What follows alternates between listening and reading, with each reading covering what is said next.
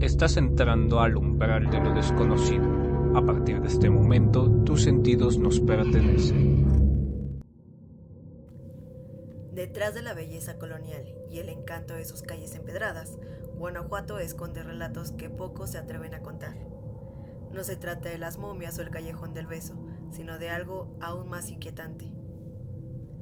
En este episodio exploraremos las historias que han sobrevivido al paso del tiempo, relatos de espectros que aún deambulan por antiguas construcciones y caminos olvidados, como el de los monjes del Puente del Fraile, cuya presencia aún se siente en la tiniebla de la madrugada.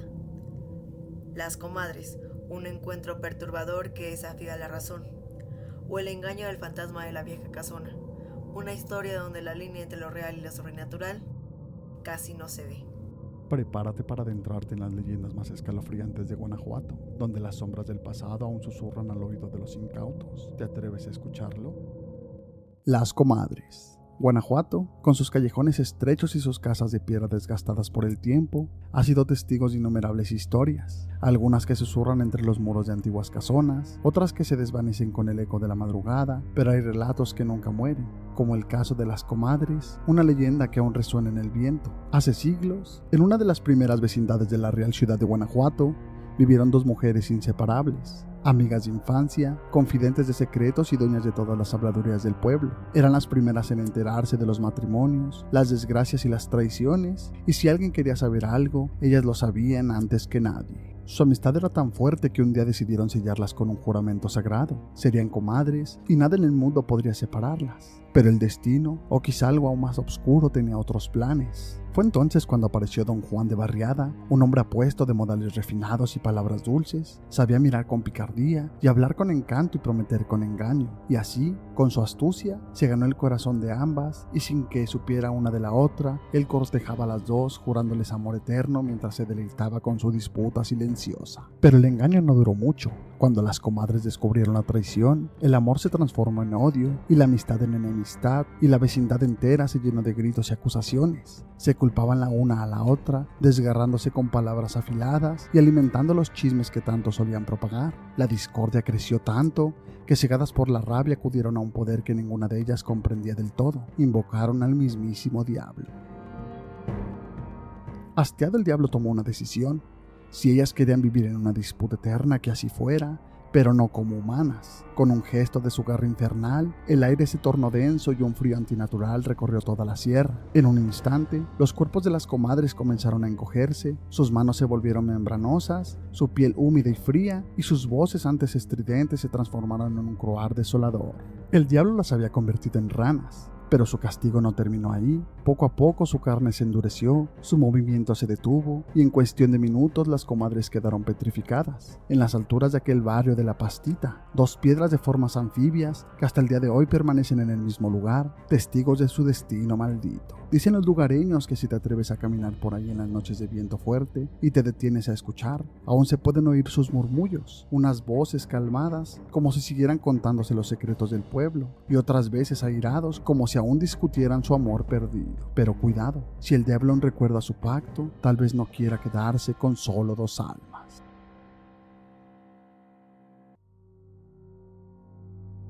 Las brujas de San Francisco del Rincón.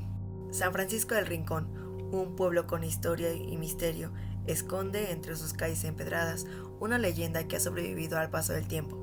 Esta habla de las brujas, rituales prohibidos y un engaño tan bien orquestado que aún al día de hoy sigue siendo recordado con fuego y tradición.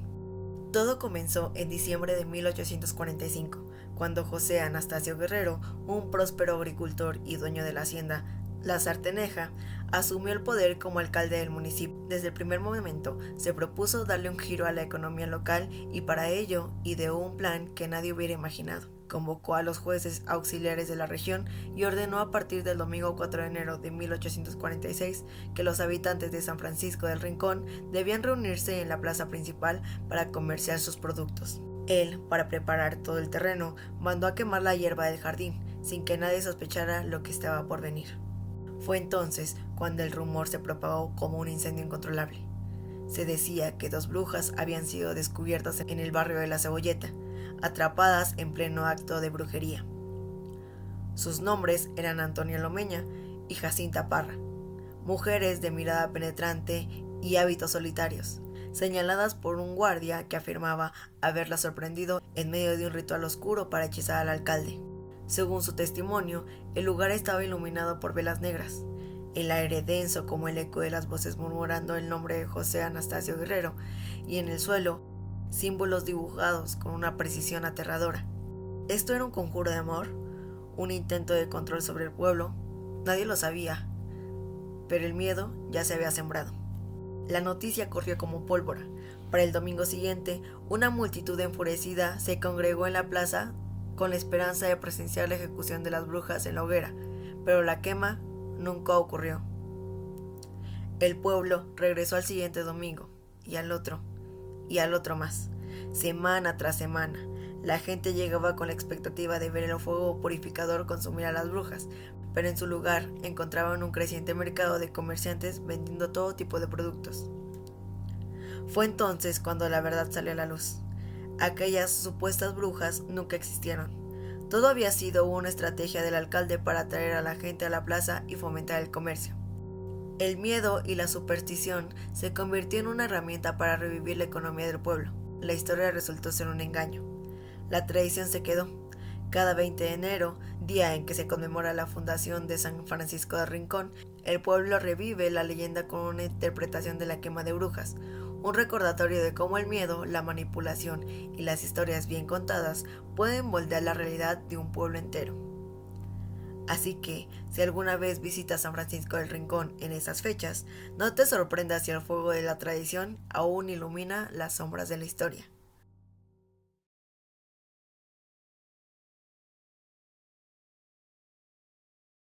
El Puente del Fraile. En el antiguo camino a Celaya, antes de alcanzar la salida a Guanajuato, se alza un puente que el tiempo ha condenado al olvido. Construido en el siglo XVI, sus piedras gastadas han sido testigos de incontables viajeros, pero también de un suceso que marcó su historia con sangre y misterio. Ese es el Puente del Fraile, un lugar donde el pasado sigue acechando a quienes se atreven a cruzarlo.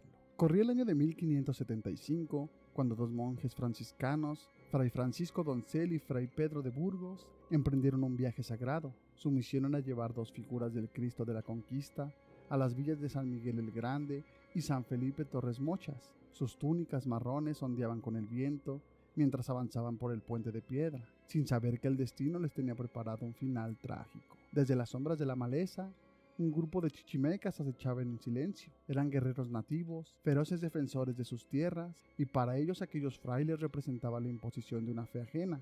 Los atacaron sin piedad. Los monjes franciscanos, indefensos y sorprendidos, apenas tuvieron tiempo de elevar una plegaria antes de ser brutalmente martirizados. Pero aquí es donde la historia toma un giro inexplicable. Las imágenes del Cristo de la Conquista que portaban no sufrieron el menor daño. A pesar del furioso asalto, de las armas ensangrentadas y de la brutalidad del ataque, las figuras sagradas permanecieron intactas, como si una fuerza invisible las hubiera protegido. Con el paso de los siglos, los relatos sobre este lugar empezaron a multiplicarse. Los viajeros y arrieros hablaban de una presencia en el puente, una sombra envuelta en hábitos franciscanos, un rostro pálido que emergía de la niebla nocturna. Algunos aseguraban haber visto a uno de los frailes caminando en aquel silencio, otros los describían de pie en medio del camino, inmóvil, observando con ojos vacíos a quienes osaban cruzar. La historia viajó bastante lejos, incluso hasta la España imperial, donde se murmuraba sobre el monje errante de Guanajuato, pero el verdadero terror lo conocieron los conductores, que hasta hace no más de 10 años aún usaban el viejo puente para viajar de Celaya a San Miguel. El camino, traicionero y angosto, obligaba a los autos a pasar de uno en uno, así que los accidentes eran demasiado frecuentes.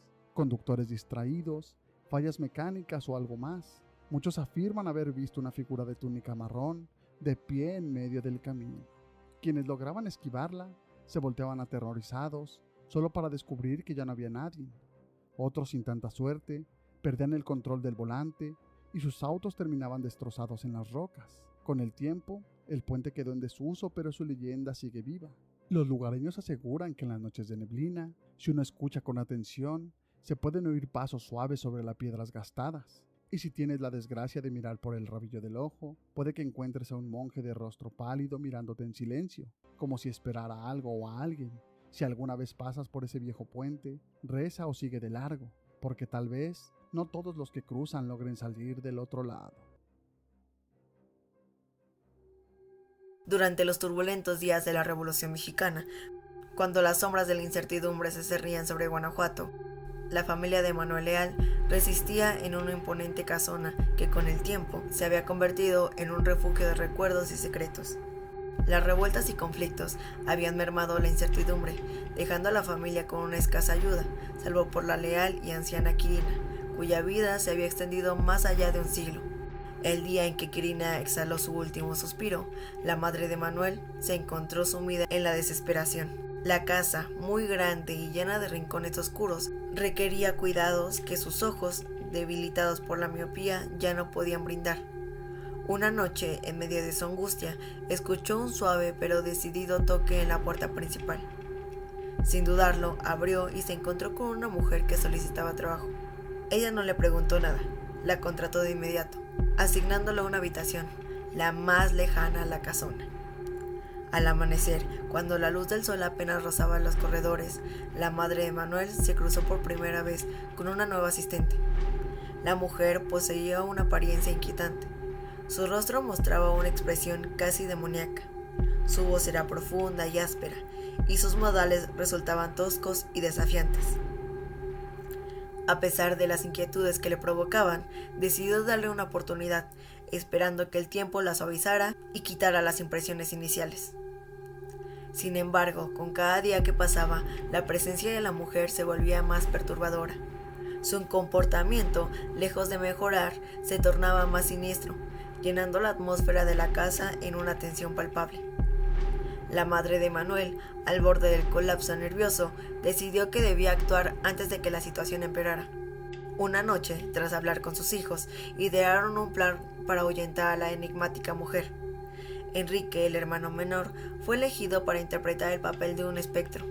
Pintaron su rostro con una pálida capa de blanco de zinc, trazaron 2 líneas oscuras en sus mejillas y lo envolvieron en una sábana y le entregaron un antiguo libro y un cirio encendido. Manuel lo condujo hasta el rincón más sombrío del patio, elevándolo sobre sus hombros para darle una apariencia etérea. Cuando la noche alcanzó su punto más oscuro, la siniestra asistente salió de su habitación. Al adentrarse en el patio, sus ojos se encontraron con la figura flotante de Enrique, quien, con voz cavernosa, recitaba pasajes incomprensibles.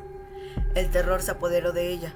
Su rostro perdió todo color, y sin emitir ningún sonido, giró sobre sus talones y huyó despavorida hacia la oscuridad.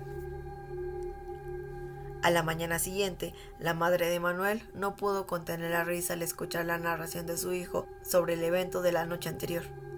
Sin embargo, al inspeccionar la habitación de la mujer, descubrieron que había desaparecido sin dejar rastro, pero dejó tras de sí un penetrante olor a azufre que impregnaba todo el ambiente, como si un ente infernal hubiera habitado entre ellos.